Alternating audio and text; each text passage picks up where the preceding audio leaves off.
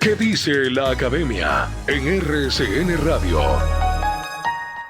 Porque siempre es bueno mirar un poquitico más allá de la calentura y hemos llamado a la profesora Patricia Muñoz, que es abogada, directora de posgrados del área de Ciencia Política de la Universidad Javeriana, para preguntarle su mirada sobre lo que ha pasado con la ministra Karen Audine, ministra de las TIC, que ha presentado su renuncia. Esta tarde habrá, de todas maneras, moción de censura, moción de censura en la Cámara de Representantes, pero dijéramos que hubo una crisis política, fue perdiendo apoyo, el caso se vuelve, dijéramos que se va agrandando en la medida en que pasan los días, el respaldo del gobierno no es suficiente. Muchos dicen se demoró en renunciar, otros dicen lo hizo a tiempo antes de que la saquen en el Congreso, pero el Congreso de todas maneras va a votar la moción. Profesora Patricia, gracias por acompañarnos, buenos días. Yolanda, muy buenos días, un saludo para usted y para los oyentes que nos acompañan. Bueno, analicemos un poquito el momento político y si se tomó la decisión a tiempo del retiro de la ministra, si se demoraron en tomar la decisión y qué pasa a partir de ahora. Simplemente ya esta renuncia calma un poco las aguas, ¿qué puede pasar? Yolanda, indudablemente hay voces divididas en torno al momento en que la ministra debió renunciar o que el presidente de la República debió haber intervenido en una situación que desde la moción de censura había adquirido un mayor matiz de delicadeza frente a la forma como la opinión pública reaccionó a un tema que viene siendo muy sensible en el país como lo es la corrupción. Este caso del Ministerio de las TIC viene a corroborar una vez más cómo esta problemática que los estudios de opinión pública nos muestran como de las más sensibles para los ciudadanos, se coloca también en el centro de la campaña electoral, preocupa al gobierno nacional y preocupa a los congresistas, en particular a los partidos que han asumido su papel como partidos de gobierno o que se encontraban en una posición independiente y esta situación los lleva a ejercer presión frente a la necesidad de enviarle mensajes claros a la opinión pública sobre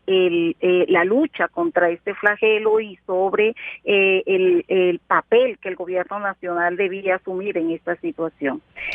Ustedes han hecho un recorrido muy completo de todo el proceso, de las implicaciones de la situación, de cómo poblaciones vulnerables como son precisamente los niños y jóvenes de las zonas rurales que no han podido tener acceso a la conectividad y las personas que viven en estas zonas remotas han visto desmejoradas sus condiciones durante la pandemia y precisamente esta situación, la falta de cumplimiento de conectividad por parte del consorcio de la Unión Temporal Mejor dio lugar, por supuesto, a esta sensación de inconformidad que capitalizaron los partidos de oposición en el debate que vimos hace 8 días y que terminó por generar ante la opinión pública todo un malestar que por supuesto preocupó a los partidos de gobierno, preocupó a los partidos independientes, llevó a que el Partido Liberal se pronunciara en bloque, a que otros partidos incluso se dividieran y sugirieran la renuncia y hoy tenemos las consecuencias de eso. Ahora, en consecuencia, profesora Patricia Muñoz, si el momento político fuera diferente, si no estuviéramos en un año electoral, estamos a menos de un año para que incluso ya se haya posesionado el próximo presidente, ¿otra hubiera podido ser la suerte de la ministra? De acuerdo, estamos a menos de un año de las elecciones a Congreso, incluso, mucho menos de un año, y es posible que la suerte hubiese sido otra. De hecho, cuando revisamos estas mociones de censura hacia atrás, lo que generalmente se presenta es que los partidos de gobierno hacen un bloque a favor del ministro o a favor, pues, del personal personaje sometido a la moción. Y generalmente este bloque en el pasado resultó, sobre todo cuando se trata precisamente de época no electoral. Estamos muy cerca del proceso, los actores políticos, los candidatos, los congresistas que desean reelegirse y los partidos políticos tratan de no cargar con este peso negativo de una inconformidad, pues, que está latente. Si revisamos la encuesta Inbamer de hace poco más de 8 días, la corrupción es el principal problema que tiene Colombia en estos momentos, según los ciudadanos, y el 91% de los colombianos cree que el problema de la corrupción está empeorando porque pareciera no haber medidas. Corrupción y desempleo, según la encuesta Inbamer, pero es que si nos vamos a la encuesta del Centro Nacional de Consultoría que conocimos esta semana, definitivamente allí la desaprobación del presidente de Colombia de la gestión es alta. Es decir, estoy tratando de unir dos temas, esa inconformidad con la corrupción y esos niveles de desaprobación a la gestión presidencial, por supuesto están mostrando un malestar muy fuerte que en época preelectoral se torna mucho más incidente. Entonces, partidos, congresistas, actores políticos desean no cargar este peso negativo, ¿no?, de la inconformidad ciudadana frente a la problemática de la corrupción y frente a la desaprobación de la gestión presidencial. ¿A uno le sorprende, profesora, que en la defensa de la señora Abudirim, ella se saltó por las orejas el cuento, pues se saltó hacia el cuento de la corrupción de la que de ellos fueron las víctimas, los estafados, por los defraudadores, por los que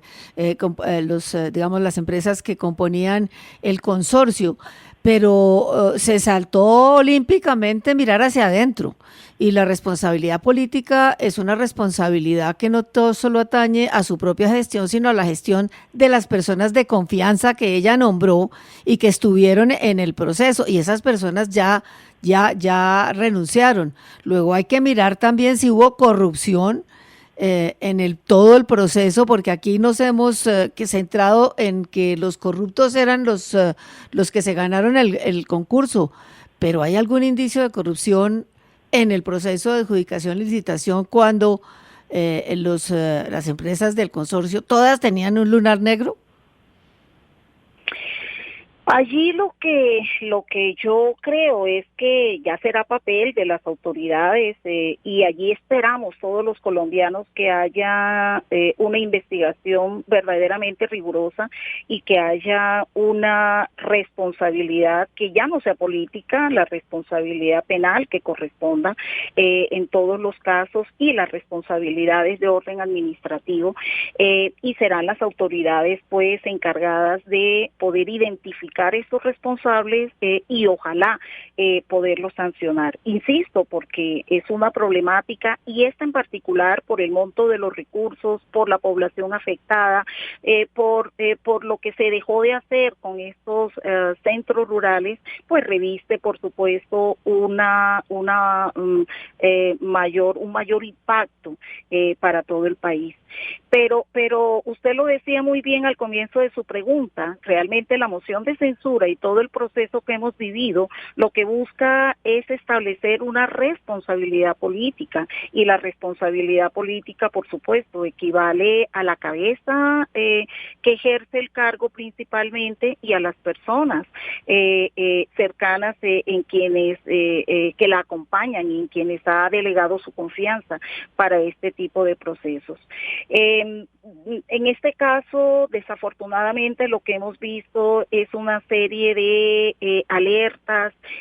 una serie de personajes que no debieron ingresar y que entraron, y unas consecuencias lamentables realmente, insisto, en términos de recursos y de población vulnerada. Profesora, muchísimas gracias por acompañarnos estos minutos, ayudarnos a entender. Que tenga usted buen día. A ustedes muchas gracias. Buen día. Buen día, ella es Patricia Muñoz, abogada, directora de posgrados del área de Ciencia Política de la Universidad Javeriana. Siempre bueno tener una mirada de la academia más allá de la calentura para entender los hechos. Hablamos hoy de la crisis política que ha desatado la renuncia de la ministra de las TIC después de todo el escándalo en un proceso de contratación. Muchas preguntas y sobre todo pues la plática, ¿no? La plática, ¿qué va a pasar con la plática? Esa es la pregunta fundamental. 8 de la mañana, 28 minutos, estamos en RCN Radio.